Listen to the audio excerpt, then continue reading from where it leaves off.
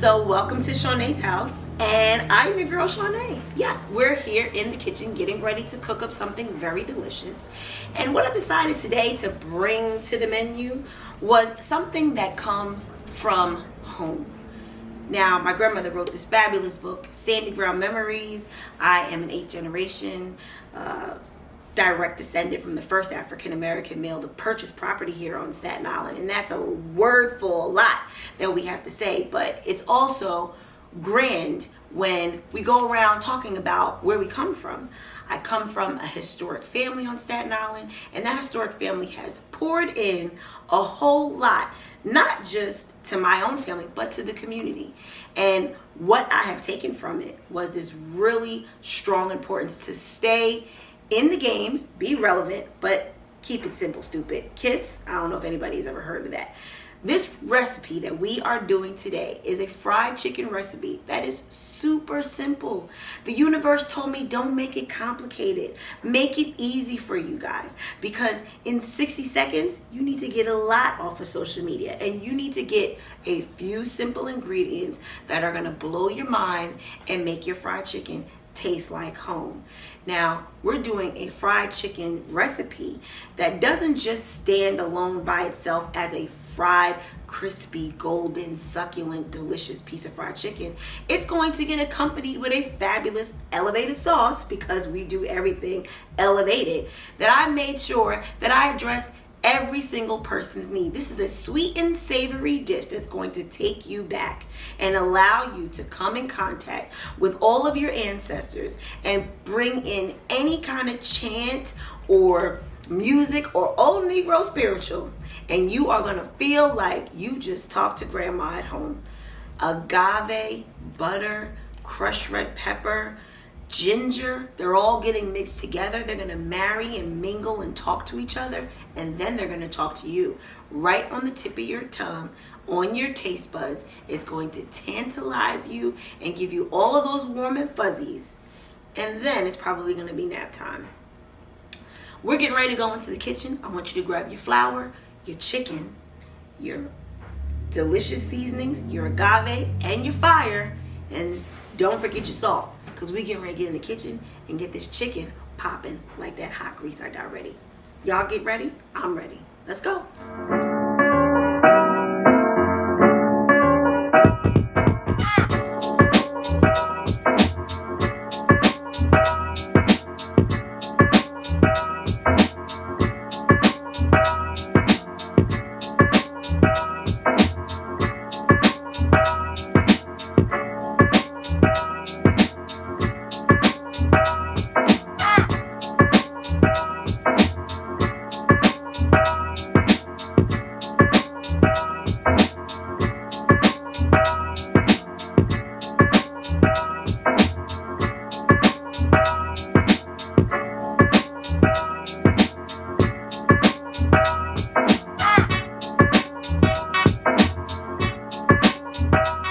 So now we're in the kitchen, and I'm gonna need you to just, let's take a moment of mindfulness, right? Because we just need to get our minds together. I'm gonna grab a little bit of tea because this just helps me. I need to be zen.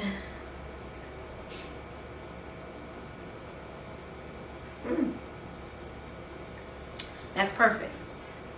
Now we're not stressing. This is chicken. Chicken is easy. People get a little bit nervous about chicken. The only thing I would say is don't get nervous with the chicken, because you are in control in the kitchen. The only thing I would be frustrated with is if you got in the kitchen and just slapped chicken all over the place and tried to kill people. Salmonella poisoning is something that I want you to hear in your mind anytime that you're dealing with poultry in your kitchen. So that's chicken, turkey, duck. You want to make sure that you're very, very careful with it in the kitchen.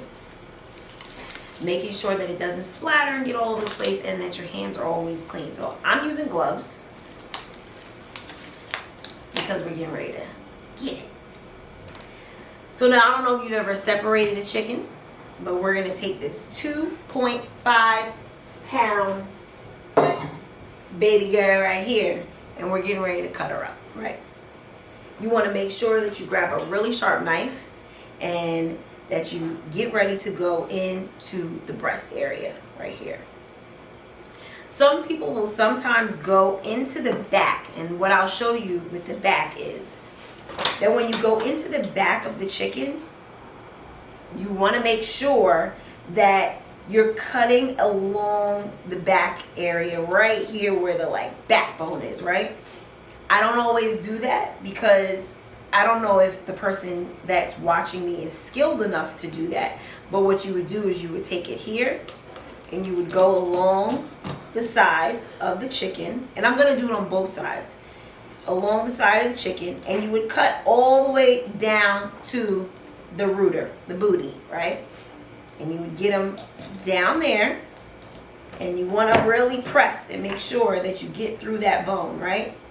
And then once you get through that bone, you have the back piece here, and you can either, now you have to be kind of skilled to do this, you can flip them over on the other side, and you can just cut along, and make sure that you don't cut yourself, but you get into that bone and come around where the thigh meat is and pull that right on out. And then you have that clean bone now. People down in the South, they would definitely not throw this out. They would keep these chicken back pieces, and they would use them for gravy, or you would use them for chicken broth or something like that. If you're going to create something after that, you would use this because it still has meat on it, and bones give out a lot of flavor. So cooking these down in a little bit of broth, a little bit of salt, pepper, onion, celery, carrot, putting that in a pot and letting it stew down a little bit, that'll make a delicious bomb-ass gravy to put on some rice. So now we're going to go through the breast area here right in the middle and cut right down the middle, right there, clean cut. And we're cutting this into quarters, and then you're going to cut right at,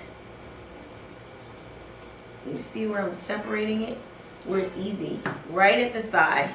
Took it right off and took that breast part right off, and then you're good. That's a good cut, good piece. No struggle. See where there's no bones, right? It's just meat and skin. So now we're gonna get to seasoning. And I want to make sure that I keep things separated, because like I said, it's very dangerous to play around with chicken and then you flinging stuff all over the place. So now we're gonna do this really easy. Like I said, chicken shouldn't stress you out. Salt, pepper, and you want to go nicely on it. Be generous with it because you want to make sure that it has layers of flavor. And then this is some Slap Your Mama. Anybody ever seen this? You can buy this in Walmart. I don't know what other stores they have out here, but it's a Louisiana kind of soul frying seasoning that they use in a lot of their dishes. But it's really, really good on the fried chicken. I discovered it on television, on a competition show, and the person that I was competing against brought it as one of their secret weapons, and I haven't stopped using it since then. I'm going to take out another glove because I want to be able to flip the chicken over. You know what? Can we get ourselves together, Shawnae? Please get your life together. All right? This is my seasoning hand. Flip your chicken over because you don't want to season just one side. You want both sides to be seasoned. Hit that other side, because all throughout that piece of chicken, when you bite into it, when you get that crispiness and when you're biting through that batter, you want to taste all that flavor. You want to get it everywhere. We're going to do all pieces, and just no rhyme or reason. The reason why I go salt, pepper, and then everything else is just because salt and pepper are your simple, easy seasonings that you want to make sure you have on there. And then anytime you're using a third seasoning, something that's not as natural, you want to be able to see that too and know that it's there, but you want to know that you seasoned your food with salt and pepper. That's key. So now that we're good right there, we're going to get our flour and start. So now we're going to grab our flour and we are going to season this bad boy because this is where your batter comes in. So we got AP flour, that's all-purpose flour. And you can use whatever type of flour you like. I find that sometimes there are some other flours like teff flour, quinoa flour, and those things are really good in terms of health benefits. But if you're looking for a really nice piece of crispy fried chicken, you want to use some all-purpose flour. Others have used or mixed in cornstarch, and to be honest, I don't really know why they do that, but they do it anyway, and we're not doing that here at my house. So I'm going to take in my salt and pepper, right? I'm going to use my pepper first because I love to see pepper in my fried chicken when I go to bite into it. I want to grab my salt. And if I had to eyeball it, I would say that was roughly about a tablespoon. And I'm going to grab that other seasoning that Slap Your Mama. Put that in there. Then I got some garlic powder. And I have some parsley. Purpose in parsley is because it's all about presentation. Don't start cooking food and thinking that people just want this. Everything is about presentation when you're putting food on a plate. Don't start thinking that you can just cook food and slap it on the plate like a lunch lady and nobody's going to care. Fried chicken deserves to be uplifted and elevated too. So this is what the flour should look like. And we want to make sure that we get it nicely incorporated or mixed in. And so now I'm going to probably keep this glove on for the next couple steps. And we're going to just mix that right together. Make sure that there's no pockets of like salt or pepper or anything, because you don't want any of the chicken to get caught up in that. And then you took a really nasty bite. Right? So make sure you get that nice and good right there. Now, my secret weapon, darling, is chicken broth. So everybody dredges, I think, or I don't really know, but people who dredge their chicken, they dredge it in buttermilk, they dredge it in water, they dredge it in a lot of things. What I've discovered is dredging fried chicken in a chicken broth is powerful because it's another layer of flavor.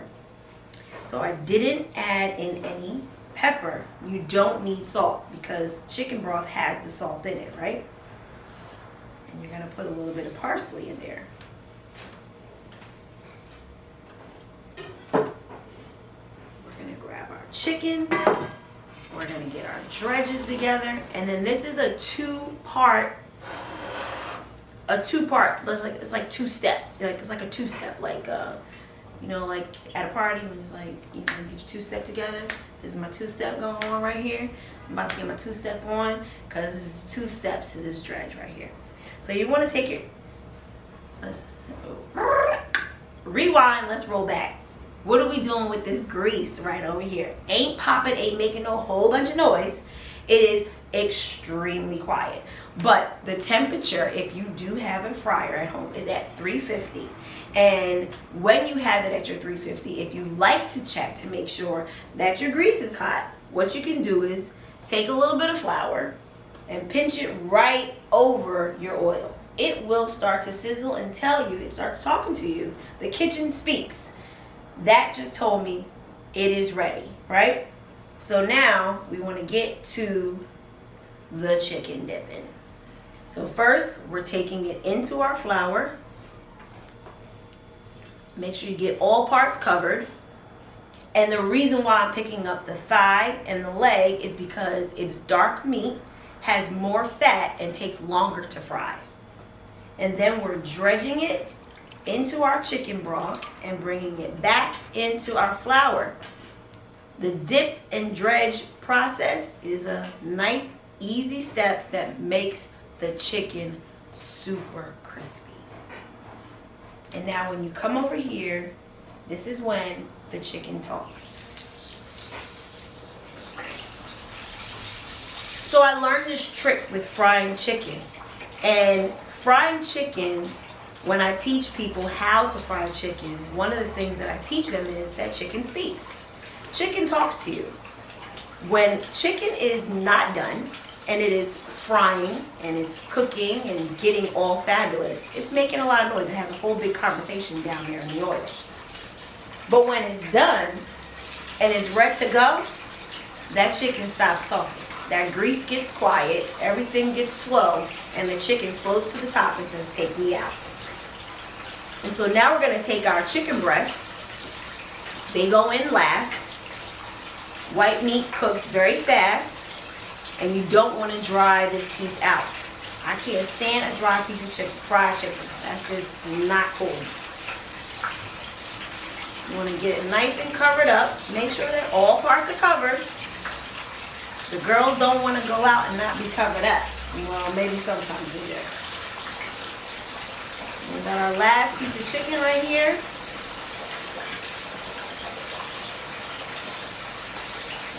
And we're going to batter it up, cover it up, and get ready to fry it up.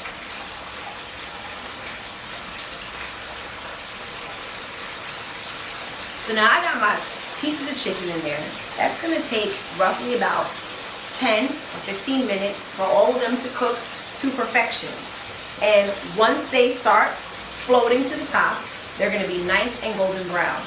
When we get to that point, we're going to take it out and drain it, and we're going to get ready to glaze it, but you're going to have to be patient. So clean this all up because this is a damn mess, and I don't want nobody getting sick from no salmonella. So I need you to get this all wiped down and then get back in the kitchen and get ready to make this sauce.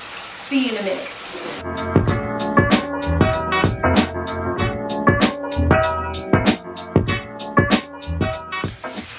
So now we're back. As you can hear, that chicken is not talking too much. They're getting ready to quiet up. So we're getting ready to make our fabulous agave butter. So get your fire on.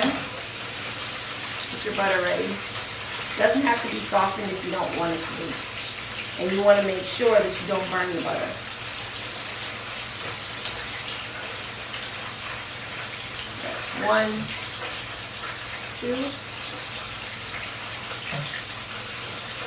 2 tablespoons. And the reason I wanted to incorporate or infuse this butter with ginger is because it just heightens the flavor. It's something that you're not really sure is in there, and then you question it, but then when you stop questioning it, you can just accept it on your taste buds that it's in there and it's doing something to you, and it just talks to you in a whole nother way. So our chicken is done. So we're gonna let those babies rest, right? And as they rest, the oil will drip off, it'll drain, and the chicken will stay juicy and hot while it's over that heat. And while we're melting that butter down, just before we get it all the way melted down, now we can add in our agave. This is a really, really simple sauce. Put in a little bit of our ginger, and that's powerful, that ginger paste. And then we want to put in some parsley, some crushed red pepper. Okay, so now that our butter is all melted down and our ginger is in there mixing in, we want to get ready to drizzle that bad boy all over our chicken. And this is literally not even going to take any time. So we can turn the heat off, and we're going to get ready to plate. You just want to make sure that it's all mixed in right there.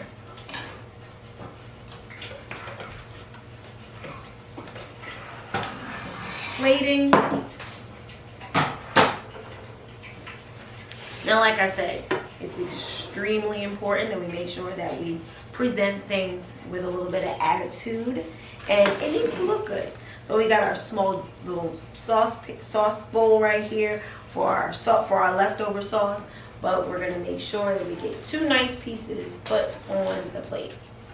So we got our nice, super deliciously crispy. Look at that, you can hear it. Ooh, that's also talking to me.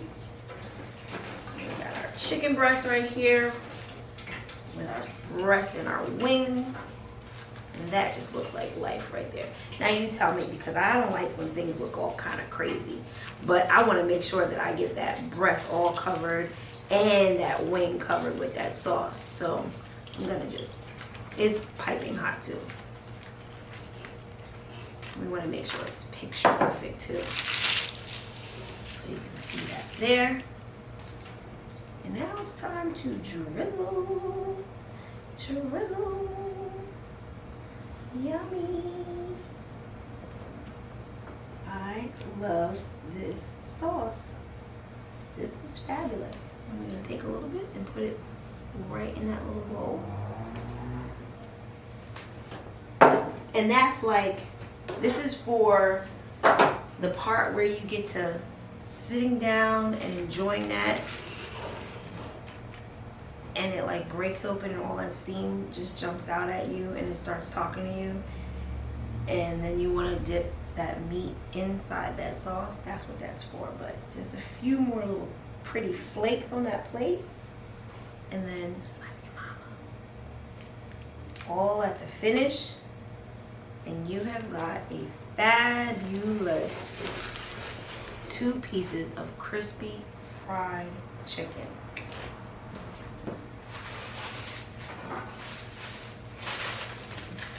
So what I'm gonna do is I'm gonna take another piece just because I want to crack that open just for you. I'm gonna take the breast because I love the white meat. Drizzle the rest of our sauce right there. Because you know you need picture perfect too. And we're going to finish the same exact way that we did it on our other plate. And then we are going to be ignorantly ridiculous when we go to pop into that bad boy. So I just want to separate the wing because, ooh, I love a wing. Ooh. That was delicious.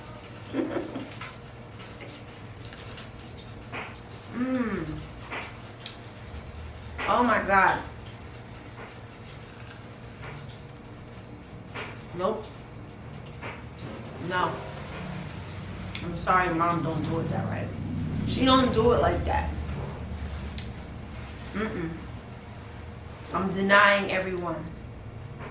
Cause this right here, this tastes like, this don't even taste like church chicken. Like the one you eat down in the fellowship hall with the old people. When you go back to get another piece, this tastes delicious.